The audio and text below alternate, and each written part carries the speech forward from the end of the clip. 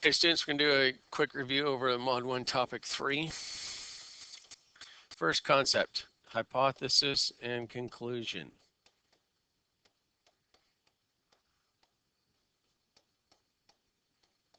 Remember, that's in a conditional statement, and a conditional statement is an if-then. So if I got an A,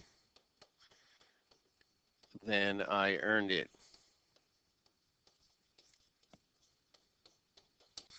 Okay, like on the quiz, I had you underline the hypothesis, which is the part after the if. Remember, it also went by the letter P, and I had you double underline the conclusion. Oops, don't include then, or you get marked wrong. And that was the Q. Remember, the shortest way of writing that was P implies Q, which means if P then Q, and that's a conditional. So you'll just choose it from a multiple choice on the test. It won't be to underline like you did on the quiz itself. And then you have one in that same question dealing with the truth value table. So look at your truth value table to use that. All right, number 2. Let's change colors each problem. Angle addition postulate. Remember, we have an angle addition postulate and a segment addition postulate. You had both on the quiz. Okay. Angle addition postulate.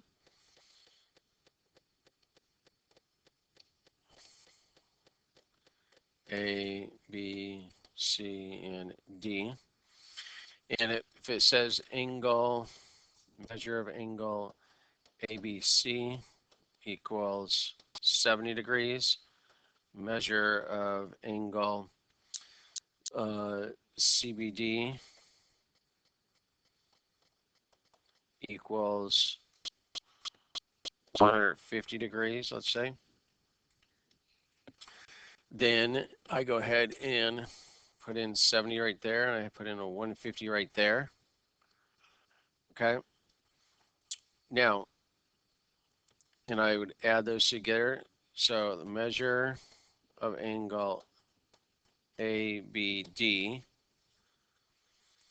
Now, if I have that, remember how many degrees are in a full circle? By this, it's a full circle there, right? Around that point right there, point B there. So I would sit there and do 70 plus 150.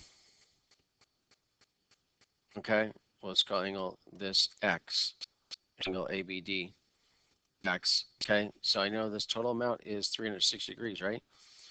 So I would have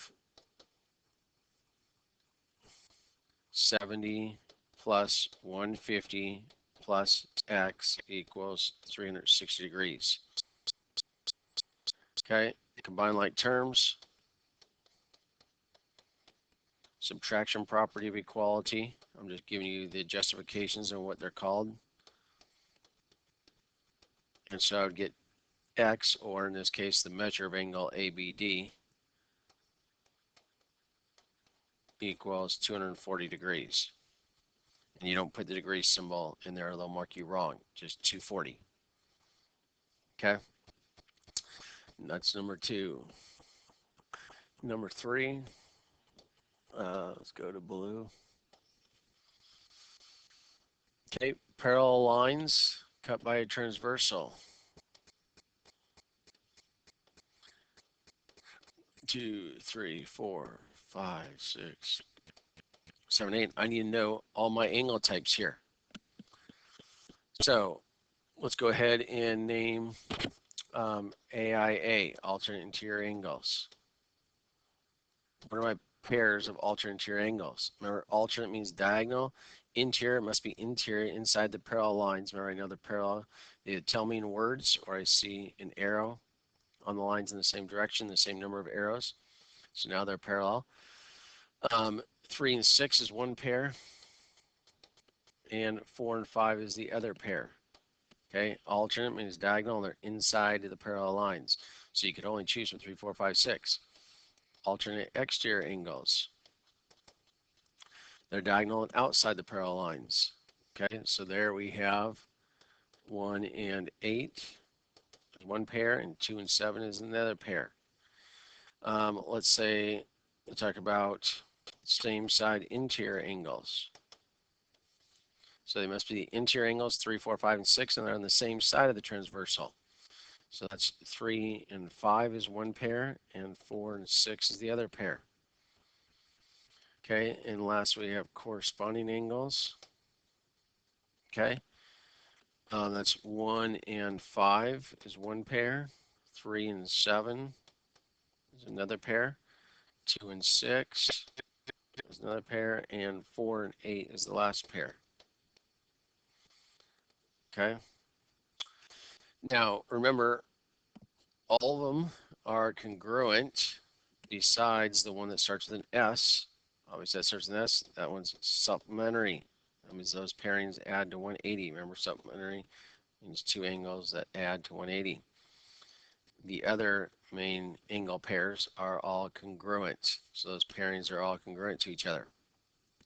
So not only do you have to know the names, but they're going to give you one angle measure. Let's say they give you this is 70 degrees for angle 5. They won't have angle 5, they'll just put a 70 there instead. They're going to ask you what other angles are also 70 degrees and what are they called in relation to that 70-degree angle right there. So I should know that I have angle 4 equals, the measure of angle 4 equals 70 degrees by AIA, alternate interior angles. I should know the measure of angle 1 equals 70 degrees by corresponding angles. And I should know the measure of angle 8 equals 70 degrees by vertical angle theorem. Okay, so those are the other ones that are also 70 degrees. If that was the one they're going to give you, they're going to give you a different angle. I just chose that one as an example. Okay. Next, number 4. We got to know we've only learned 3 ways so far. 3 ways of proving triangles congruent.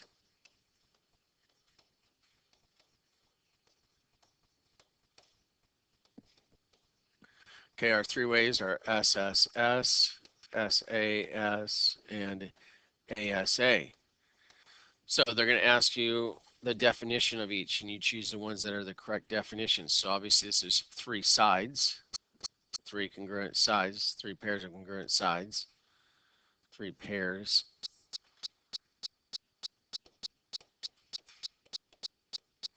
of congruent sides. Remember, this should be called 2 sides and the what? 2 sides and the included angle. Okay, remember, included means in between. And how do I say that one? 2 angles and what? And the included side. Okay, so now let's draw an example of each of those. That's going to be another problem. Actually, that's problems 6 through 8. Deals with matching up the pairings. So obviously if it was an SSS, I'd have S, S, and S. You'd have another triangle. I'm just going to draw one triangle for each one. But it has to be shown as this. SAS, SAS, for example. So it's SSS. Here's an example of SAS, side angle, side. 2 sides and the included angle. The angle must be in between the 2 sides. And then we have AAS, AAS. Oh, sorry, you haven't learned AAS. We're doing ASA. AAS is a different one. You'll learn it in another topic. They didn't put them all together here. Angle, side, angle, ASA. Okay, so remember that means 2 angles and the included side, the side in between them. Has to be set up like that, and you'd have another one like this. And remember, they could either have markings on them or they could put numbers with them. We went over that in class. So they could say this is 60, this is a length of 10, and this is 40. And so I had to look for another one that had 60, 10, and 40. So they could put angle measures in there or in lengths of a side, or they could have the hash marks as they have right here in arcs for the angle measures. Okay, so that's a lot of your tests right there. Let's do one more dealing with that before we do the harder one. Okay, so another one, they give you a triangle congruence statement. Triangle ABC, for example, is congruent to triangle DEF. Match up means you're going to match them on the test. Match up the 6 pairs of corresponding parts.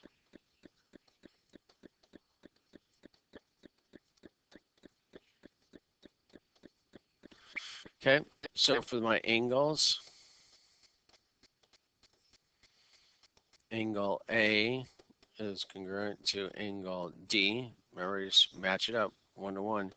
Angle B is congruent to angle E, 2 to 2. And angle C is congruent to angle F, 3 to 3. Should be very easy. And then with the sides, do a similar idea with sides. Segment AB, notice that's the first two. So I go to the first two here, congruent to segment DE. Segment BC is congruent to, notice that's the second two. I go with the second two here, EF. Second and third, so EF.